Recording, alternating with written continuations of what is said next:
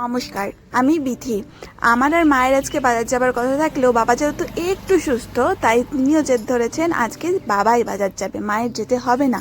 তাড়াতাড়ি রেডি হয়ে কোনো রকমে আমার সঙ্গে পাড়ি দিয়েছে বাজারে। এখানে বসার ইচ্ছাটা তার ততটা নেই, কিন্তু বাজার যাবার ইচ্ছাটা তার যতই তাকে বোঝাও নাছোড় বাঁধার মতন, সে এই একই কথা বলে যাবে, না আমি পারবো না, আমি যাব। তারই ছোট্ট একটা কনভারসেশন শোনাই। আমি বলছি পারবো। তোমার হয়নি, আমি বলছি সেটাই শোনো। আমি বলছি পারবো। এখন এসছি আমাদের জমি চিনে নিতে। আসলে অনেক জায়গায় চাষের জমি রয়েছে, কিছুগুলোতে চাষ হয়, কিছুগুলোতে হয় না। যেগুলোতে চাষ হয় না ভেবেছি সেগুলো একটু একটু করে বিক্রি করে দেব। আর আমি বেশিরভাগ জায়গায় চিনি না, শুধু শুনেছি, আবার অনেক জায়গা তো শুনিও নি। আমি যখন ব্লগ করতে যাই মানুষই আমাকে বলে এটা তোদের জমি। বাবা এর আগেও বহুবার আমাকে বলেছে সবকিছু দেখে বুঝে নেওয়ার জন্য, বাট আমি কর্ণপাত করিনি কখনো। আমার আদর আহ্লাদই বেশি ভালো লাগে, দায়িত্ব নয়। কিন্তু ওই কপালে না থাকলে কি ঠকঠকালে হবে। ভাঙা ডিসপ্লে দিয়ে ভিডিও শ্যুট করছি। আমরা এখন যাচ্ছি ফোন কিনতে। মনে খুশির থেকে দুঃখও আছে সমান সমান। কতগুলো টাকা চলে যাবি, চলো কিন্তু কিনতেই হবে। ডট ডট বেড়েই যাচ্ছে লাইনগুলো সব ডিসপ্লেতে। হ্যালো কিমা না না চালা অদ্ভুত ভাই, বের করে দিয়েছে বিশাল। কোন চালাবে না গাড়িটা।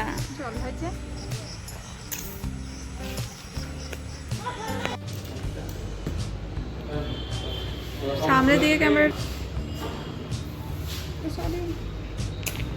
আজকে আমরা দু বোনে বেশ কয়েকটা ফোনের দোকান ঘোরাঘুরি করে ফোন না কিনেই কতগুলো পছন্দের খাবার কিনে বাড়ি চলে এসেছি। একদিকে মনটা বেশ ভালোই লাগছে, টাকাগুলো আমার নষ্ট হয়নি, ওটা জমানো টাকা। সে টাকা থেকেই ফোন কিনতে গেছিলাম। বেশিরভাগ ফোনই ছিল স্টক আউট হয়ে গেছে, যেগুলো মিডিয়াম দাম কিংবা হাই প্রাইসের। তো লাখ টাকার ওপরে যে দু একটা সেট পড়েছিল সেগুলো আমি কিনিনি। না ইচ্ছে হয়নি তা নয়, কিন্তু অত টাকা দিয়ে ফোন কেনার এখন বাজেট নেই। আমি ভাবছিলাম দুদল মানুষ আছে, একদল আমার মতন যারা হচ্ছে মন থেকে আমির জেব সেব ফাকির, আর একদল হচ্ছে যারা সব ফোনগুলো কিনে নিয়েছে দাম দিয়ে, তারা ঠিক উল্টোটা। আহাকে নিয়ে বাজার যাওয়া মানে বাবার পছন্দের অন্যান্য কাজগুলোও করতে হয়। যেমন বাবা বাজার থেকে মাছ কিনে আনতে পছন্দ করে, এত বেশি বেশি মাছ কিনে আনে যে আমারই বিরক্ত লাগে। প্রত্যেক দিন কার মাছ খেতে ভালো লাগে। কিন্তু যাই হোক, সকালবেলায় বাবার সাথে বাজার করে এসে দুপুরবেলাতে আমি আর কোয়েল আবার গেছি ফোন কিনতে।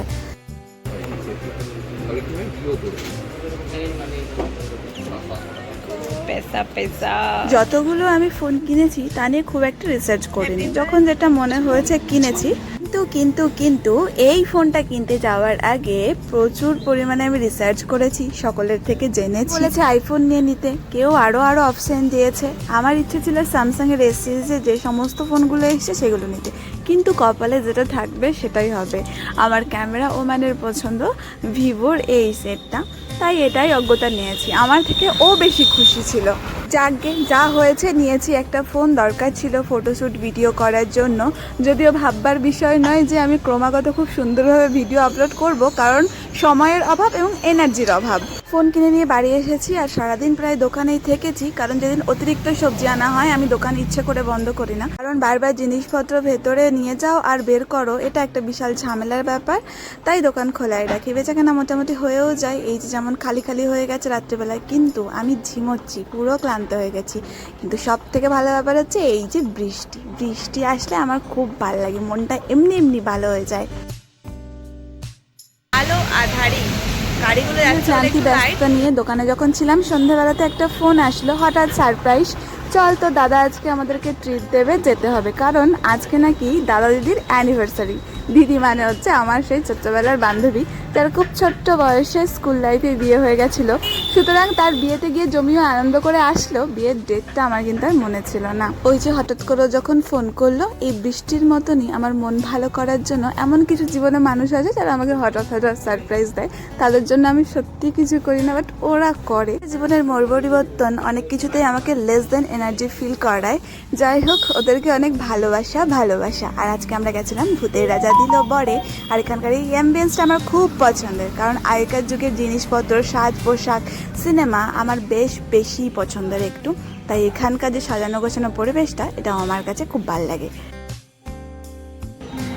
ওদের এক যুগের বিবাহ বার্ষিকীতে আমার অনেক ভালোবাসা। আমরা সকল মানুষই কিন্তু পারফেক্ট নই, ভালো মন্দ মিশিয়েই, কিন্তু আজকে ওদের বিবাহ বার্ষিকীতে ওদের একটা খুব ভালো গুণ আমি তুলে ধরতে চাই। ওদের দুটি কন্যা সন্তান রয়েছে, একটি একটু বড় আরেকটি একটু ছোট, এই একখানা আর ওই একখানা। বড়টির বায়োলজিক্যাল বাবা মা হচ্ছে এই হরগৌরী, কিন্তু ছোটটির কিন্তু বায়োলজিক্যাল বাবা মা ওরা নয়। পুচকিটির মা বছরখানেক আগে এক দুর্ঘটনায় মারা যায়, তখন ও আরও ছোট। আসলে ও হচ্ছে ওর জায়ের মেয়ে।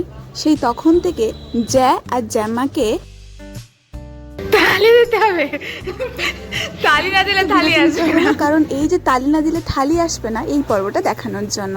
যাই হোক, তখন থেকে ওই পুচকিটা বাবা মা বলেই ডাকে ওর জেঠু আর জেঠিমাকে, এবং বাবা মার মতনই থাকে। সেটা ওর ফ্লুয়েন্টলি ভাব দেখলেই আপনারা বুঝতে পারবেন কতটা ভালোবেসে স্বাভাবিকভাবে বাবা মার মতন করেই ওরা এই পুচকিটাকেও মানুষ করছে। এমন ভালো সিদ্ধান্ত নেওয়া কিন্তু খুব একটা সহজ কাজ নয়। আসলে খারাপ কাজগুলো যত সহজে করা যায়, ভালো কাজ নিতে গেলে অনেক ঘাত প্রতিঘাত আসে। তারপরেও যারা এমন সুন্দর সব সিদ্ধান্ত নেয় তারা সকলে ভালো থাক। তোরা তোদের ফ্যামিলি নিয়ে খুব ভালো থাক। আর আজকে আমাদের ডিনারের মেনু ছিল নানান ধরনের থালি। কি কি নাম ছিল তা আমি ভুলে গেছি, তবে এই যে এক একজন এক রকমের থালি নিয়েছিলাম। আলাদা করে নিয়েছিলাম ইলিশ, চিকেন কষা আর পোস্তর বড়া। পাঁপড় খাবার শুধু পাঁপড়।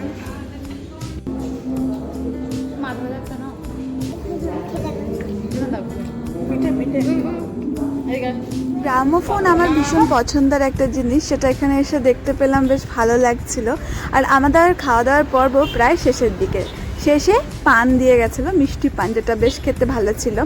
আমরা মাঝে মাঝে এরকম হঠাৎ প্ল্যানিং করে বেরিয়ে পড়ি ঠিকই, তবে এই বান্ধবীটার বিয়ে হয়েছিল খুবই বাচ্চা বয়সে। তখন আমরা স্কুল লাইফ থেকে হঠাৎ করে আমাদের যোগাযোগ বন্ধ হয়ে যায়।